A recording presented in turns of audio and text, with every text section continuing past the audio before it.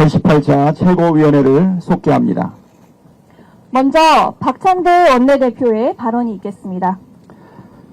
힘천지의 힘, 국민의 힘은 헌재 결정에 승복하십시오.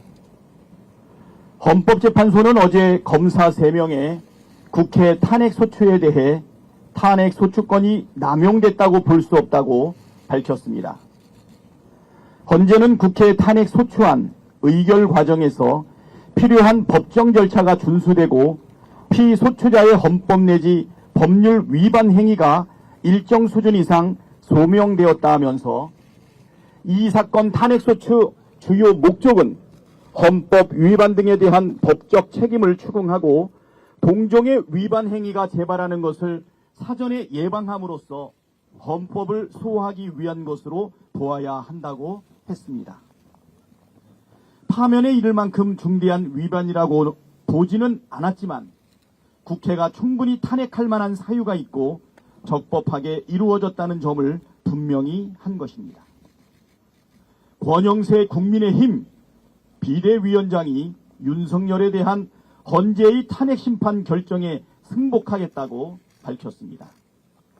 며칠 전까지만 해도 마은혁을 임명하라는 헌재 결정을 따르지 말라고 최상목 부총리를 압박하더니 이제 윤석열과 손절하기로 마음먹은 것 같습니다. 그러나 많은 국민께서는 국민의힘의 헌재 결정 불복을 우려하고 계십니다. 국민의힘이 그동안 말 따로 행동 따로 행태를 지속해왔기 때문입니다. 지난 11일 권성동 원내대표가 여당은 헌재를 압박하는 행위는 하지 않겠다고 했지만 그 말이 무색하게 82명의 소속 의원들이 탄핵반대 탄원서를 내고 의원 수십 명이 헌재 앞에 우르르 몰려가 헌재를 겁박했습니다. 권영세 위원장은 정치가 법의 테두리를 넘어서는 안 된다고 했지만 헌재를 때려 부숴야 한다고 선동한 서천호 의원을 감싸고 있고 윤상현 의원은 의원 총사퇴니 국회 해산이니 하며 연일 헌재를 따로 겁박하고 있습니다. 말 따로, 행동 따로, 지도부 따로, 의원들 따로. 무슨 따로 국법입니까?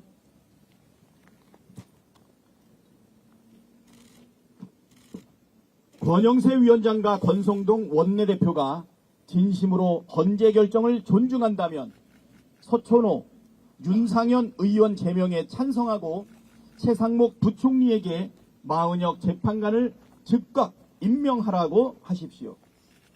헌재 결정에 승복하겠다는 말의 진정성을 행동으로 보여주길 바랍니다.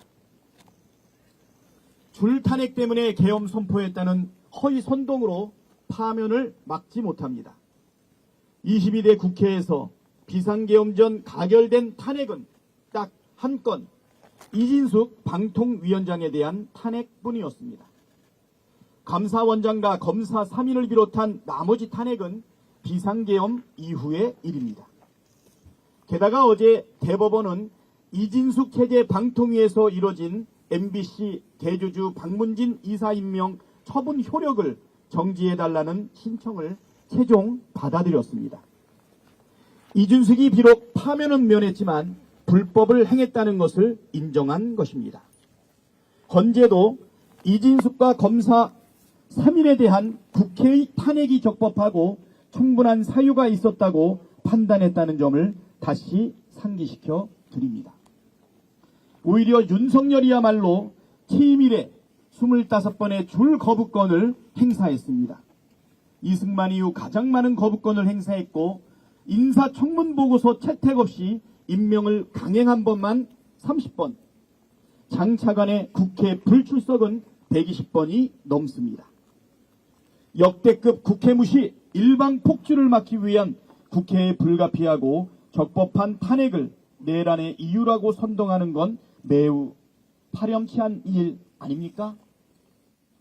헌법만 읽어봐도 탄핵이 비상계엄의 요건이 전혀 안 된다는 사실을 초등학생도 쉽게 알 수 있습니다. 거짓말을 반복하면 국민이 계몽될 거라고 착각하는 모양인데 그것은 국민을 목매한 존재로 여기는 태도입니다. 허위 선동과 억지 주장 말고 겸허하게 파면 결정을 기다리길 권합니다. 헌법을 중대하게 위반한 윤석열은 파면을 피할 수 없습니다.